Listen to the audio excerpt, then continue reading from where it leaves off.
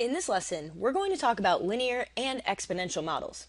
Now you might recall that linear functions increase or decrease at a constant rate, while nonlinear functions do not have a constant rate of change. And this is the major defining characteristic between linear and nonlinear functions. If you want to talk about an example of a linear function, you can think about something like f of x equals 4x plus 3. This is your standard slope-intercept form of a linear equation. An example of a nonlinear equation would be something like an exponential function. When an exponential function is increasing, it is called an exponential growth function. And when the exponential function is decreasing, it is called an exponential decay. Now, exponential functions are written such like 5x equals b to the x. And this exponent here is the defining characteristic of an exponential function. So you can have something like f of x equals 2 to the x plus 4. Now another type of nonlinear equation, so let's just label this. This is exponential. There's another type of nonlinear equation that you could talk about, which would be the quadratic. Now with a quadratic, you have a variable term that is squared or raised to the power of 2. For example, f of x equals x squared and f of x equals 3x squared plus 2. These are both quadratic equations because you have x being raised to the power of 2. Now let's try solving some problems. Look at the following functions. On top you have f of x equals 3 to the power of x minus 13. G of x equals x squared minus 4x. Now the first equation is an exponential function because you see that you have a base of 3 being raised to the power of x.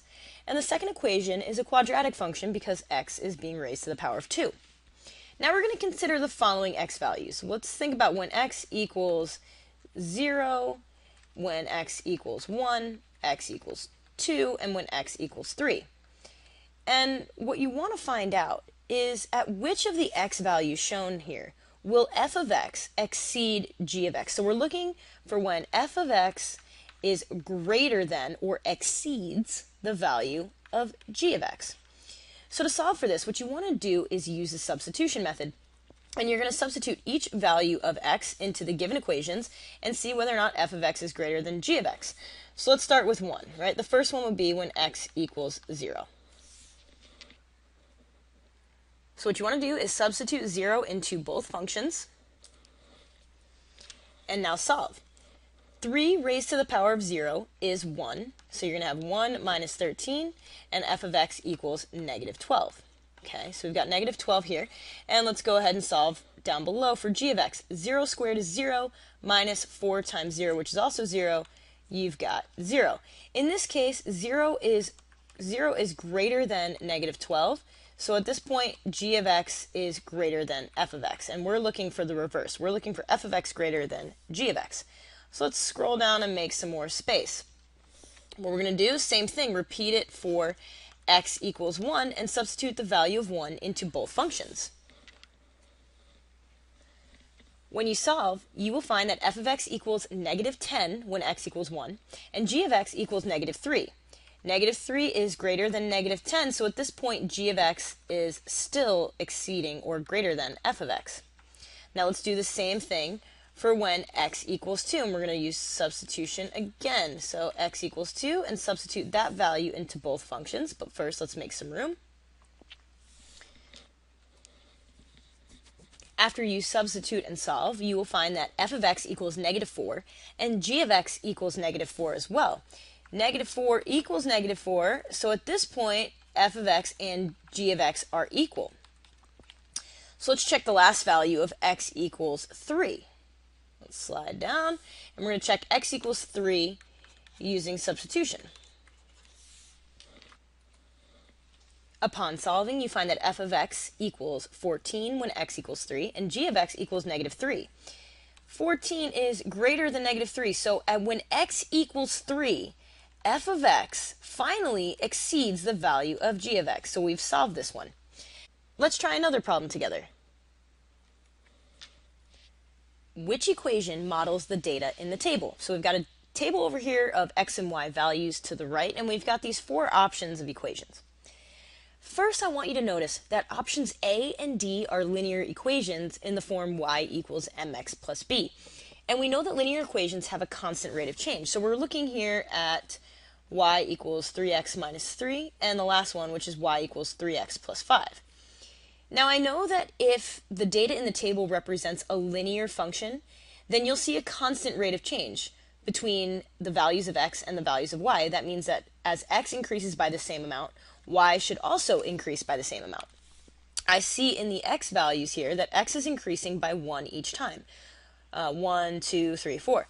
Now, if this data represents a linear equation, then the values of y should also increase by the same amount each time. So let's take a look. When you go from -2 to +4, this is a change of +6. When you go to from 4 to 22, now this is a change of +18. You can already see here that we had a change of 6, then we had a change of 18. So this is not a constant rate of change, which means you can eliminate these two options, right? Because the data is not linear. Or I'm sorry, the x and y values do not represent a linear equation because the values do not show a constant rate of change. Now what we're going to do is look at the options in the middle here. We have B and C. And to find out whether or not the data reflects either of these equations, what you're going to do is substitute. So take the x values, substitute it into either equation, and see if you get the corresponding y values shown in the table. Start with the first point. Let's do equation B. So x squared minus 3. Let's substitute the value of 1 in. 1 squared minus 3. 1 squared is 1, right? Minus 3 is -2. So that's what the table shows when x equals 1, y equals -2. Let's check when x equals 2. You'd have 2 squared minus 3. 2 squared is 4, minus 3 equals 1. Except in the table, we see that when x equals 2, y equals 4. So now you know, actually, this equation doesn't work for the data in the table either. We're left with one equation, but we're going to check it anyway. So let's do that one.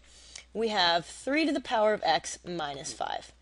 So again, use substitution. X equals 1. You'd have 3 to the power of 1 minus 5. Anything to the power of 1 is the number itself. So you have 3 minus 5 equals -2. That's what you see in the table. Great. Now let's do x equals 2. So that'll be 3 squared minus 5. 3 squared is 9.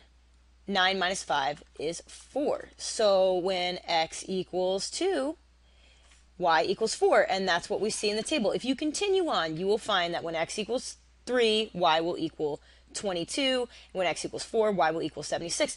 So that means the data in the table is modeled by an exponential function, and the function is 3 to the power of x minus 5. In this lesson, you've learned how to work with nonlinear equations. Thanks for watching.